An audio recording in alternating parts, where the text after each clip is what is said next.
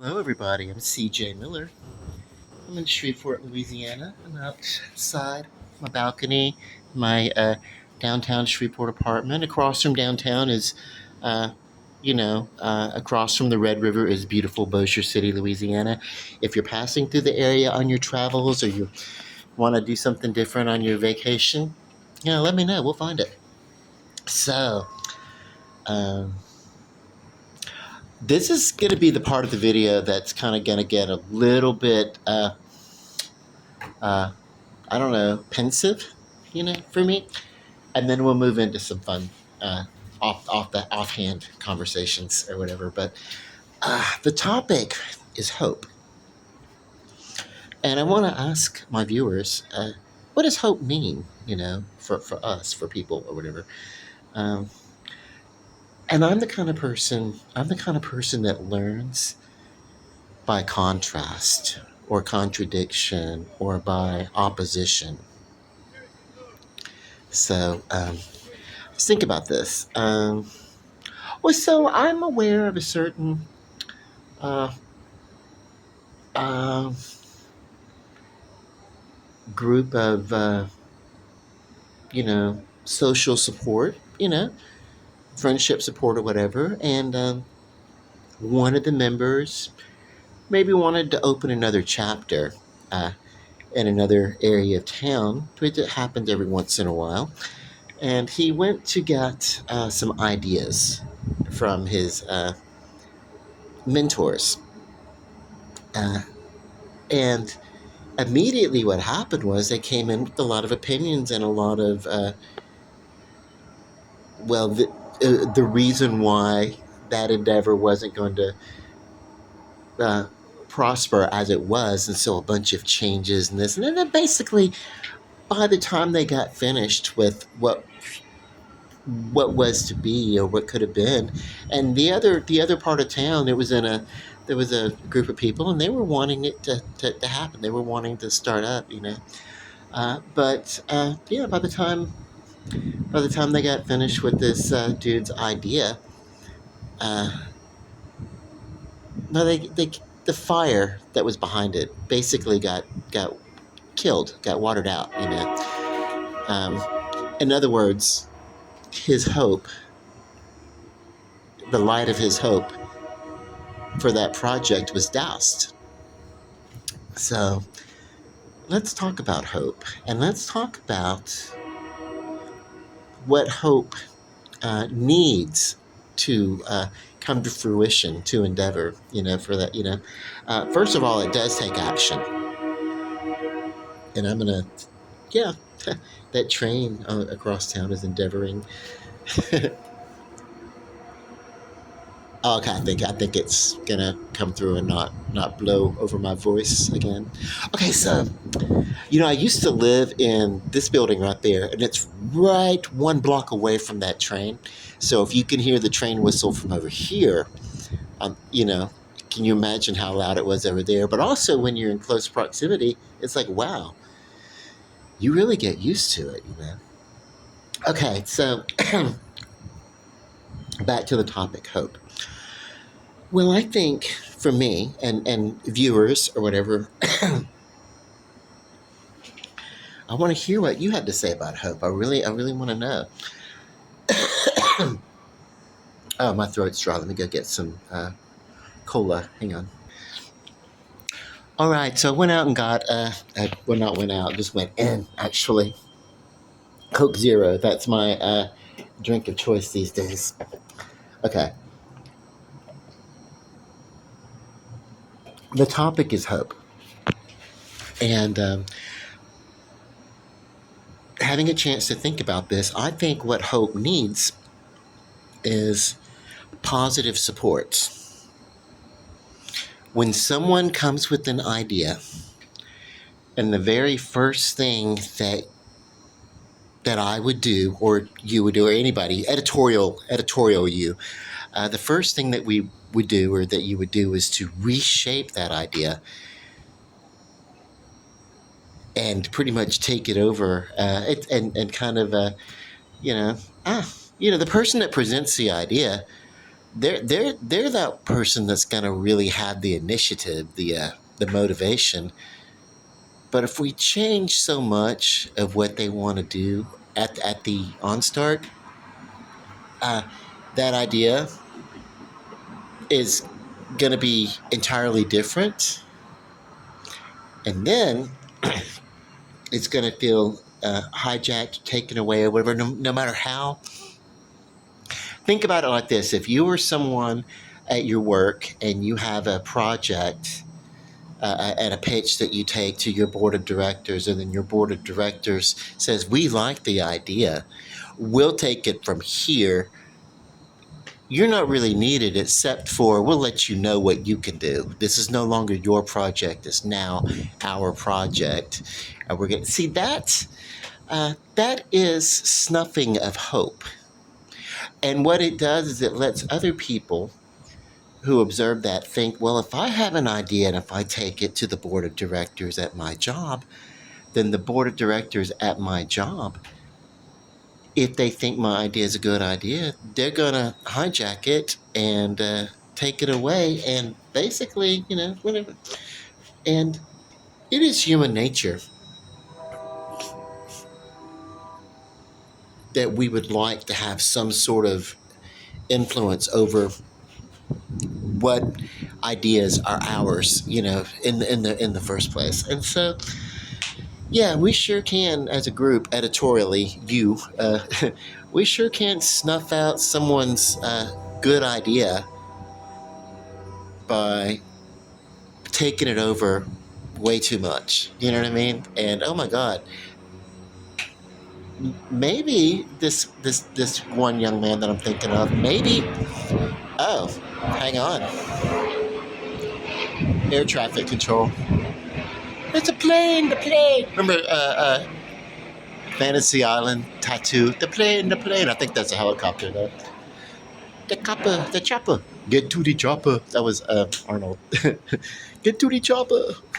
Okay, no. So I'm hoping this young man will come up with some other ideas and we'll continue to have hope.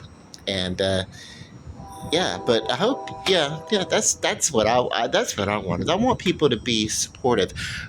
So what I learned by observing these things is that what happens for hope is that when you bring hope to other people and you say, hey, I have this idea and I hope it comes to fruition, you want the people that you bring this to, you don't want them to say, hey, this can't work because of this or that. You want people to say, you know what?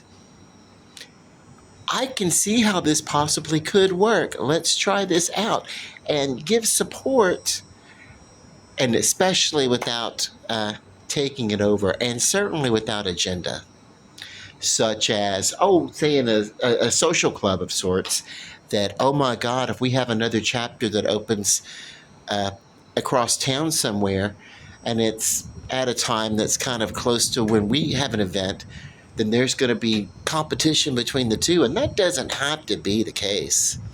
That doesn't have to be the case. Do you want to know what I'm thinking?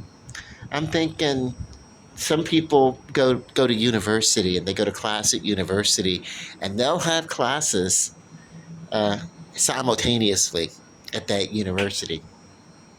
you know, and there's enough students, and I don't, I'm getting at, just because something happens at a different part of town around the same time or whatever, if it's meant to be, it'll grow. If it's not meant to be, at least the effort will have been made. And yeah, you don't know what a planted seed might yield down the line, even if it doesn't yield immediate results.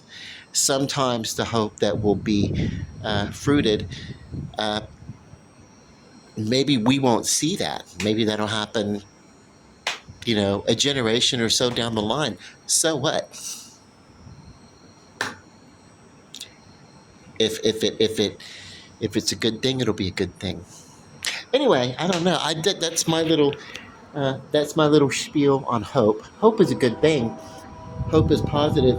Hope is it's like, I think hope is a requirement for life. I think it's as fundamental as water and air and food. Let me ask you this: Without hope, what's the purpose of tomorrow? Why should there be a tomorrow if there's not hope for tomorrow, for something good in that tomorrow? Uh, Something to endeavor, something to, uh, something to endure, something to get through, something to, you know what I mean? Something, you know, something of hope. Yeah. If there's nothing to hope for, why tomorrow? I think hope is very essential for life. Certainly for the enjoyment of life. If you plan on enjoying life, you need to be able to uh, experience hope and the joy that that hope brings. But when you kill hope, you're really killing joy. Editorially, you. I'm not blaming or pointing or anything. Okay, so that's about as serious as I want to get about that. I want to go inside and I want to talk about my food. Let me tell you, I made a video, and what it is I had these pork chops, and I uh, dredged them and panade them, lightly breaded them, and uh, that's what panade means. Lightly breaded, and basically it was like dredged with flour, and then pan seared in oil a little bit on each side. So yeah, um, I had like a tremendous amount of pork chop, but I did that so that I would just have whenever I wanted something to eat, I would immediately just go right to the pork, the meat. That was the snack I wanted to have around. I wanted to really kick myself back into this keto frame of mind, and I have, and it's been all week long. And the exception was, I think Tuesday I had, yeah, was it Tuesday? Yeah, I had, because I was out with a friend at lunch, and we had catfish and French fries, or he had a burger and fries, and I had catfish and French fries, and that was kind of, aside from that, everything else has been straight up the pork or beef, and that's been it, you know. Um, so, um, so I'm seriously craving some carbs, and now I'm going to tell you what I'm going to do about that. Let me get inside. Hang on. Bear with me. Bring my soda. I have the food prepped, and it's not cooked yet, but hang on. I'm basically milling around my apartment, keeping it kind of low down these days. Or not low down. I'm not down low or low down or anything like that, but I am kind of a homebody these days. So I have earned this. I've been good. So at midnight, my diet break begins. So that's only 2 hours away. But I'm going to go ahead and heat this up anyway. And then between now and midnight, if I need to snack on a fry or two, I can do that. And when I say midnight, that can be anywhere from 11 p.m. until 1 p.m. I got a feeling it's going to be closer to 11 p.m. But I kind of give that 2 hour wiggle room when I'm transitioning days, calorie counts, carb counts, and all that kind of good stuff. So, yeah. Okay, so this is a store-bought pizza, obviously. This is I guess it's just a rising crust pepperoni pizza that I have topped with, and it's pepperoni, but I have it topped with, um, yeah, bite-sized pieces of chicken. So, and then what is this cheese? Oh, it's soft white cheddar. I was going to say mozzarella, but it's soft white cheddar because there's already mozzarella on it. And then I didn't have yellow cheese, and then I got French fries. So, and they're going to take about 20 minutes, give or take. to cook. Probably a little bit longer on this pizza because I've got so many toppings on it. So, but oh my God, I'm so looking forward to it. Then there's something else. I had figured out a resolution, a New Year's resolution. It's February. I didn't know what my resolution was going to be. I may have talked about this already. I don't know, but let's go see. Okay, so I'm not gonna do anything now. I'm not gonna hijack your time anymore with my inept playing. But I did decide what I'm going to work on this year. Last year it was let me finally get around to putting some decorations and curtains up, about the apartment and everything. So getting some things set up. This time it's going to be about let me really focus on getting my keyboard playing to an acceptable level to me. As of right now, I know one or two chord shapes that I can move up and down with, but I'm not a very proficient player. When I started keyboard, when I was, oh my God, I don't know. The earliest time I remember, we were living in Amelia, Louisiana. Now, if you don't know how small Amelia is, let's go back outside. If you don't know how small Amelia, Louisiana is, uh, and I'm telling you, it literally was on a bayou. We lived in a trailer. My father worked offshore for oil. And yeah, around first grade. Uh, and it was a Christmas. And we got, my older sister and I, an instrument, an electric piano. We just thought of it as a piano. We plugged it, or it may have been battery operated. But anyway, you turn the switch on, and yeah, it was probably about this size. It wasn't a full fledged, like a full on, uh, it was like just 63 keys, maybe, I don't know. But it just sat on the floor, and we sat on the floor with it, and we would just play, and it had like a little book that would have like a little red color, blue color, whatever, kind of give a little. But I mean, I was like, I don't know. Mozart wrote his first symphony when he was 6 or something like that. Is that the story? I don't know. That wasn't me. I'm closer to like Grandma Moses, who uh, didn't do the first painting until she was in her 60 or something like that. Maybe it was a little bit faster than that. I have sold more paintings than Van Gogh, but I don't know. That's probably because I have access to more people than he did. Van Gogh did, But anyway, because he is like an awesome dude. His work. He's kind of like my artistic idol. Okay, so who's my piano idol? I don't know. Schroeder from the Peanuts. But yeah, that's my resolution for this year, and I just really decided that. I was like, that's what I thought about it too. I didn't want to make that commitment of an actual resolution until whatever. Now I don't have a timeline. The only thing I'm going to do is work on it.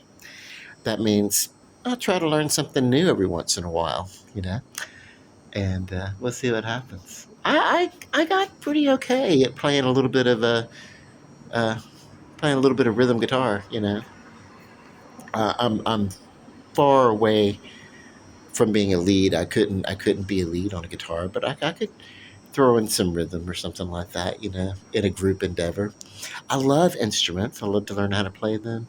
I think my biggest thing in life for me is that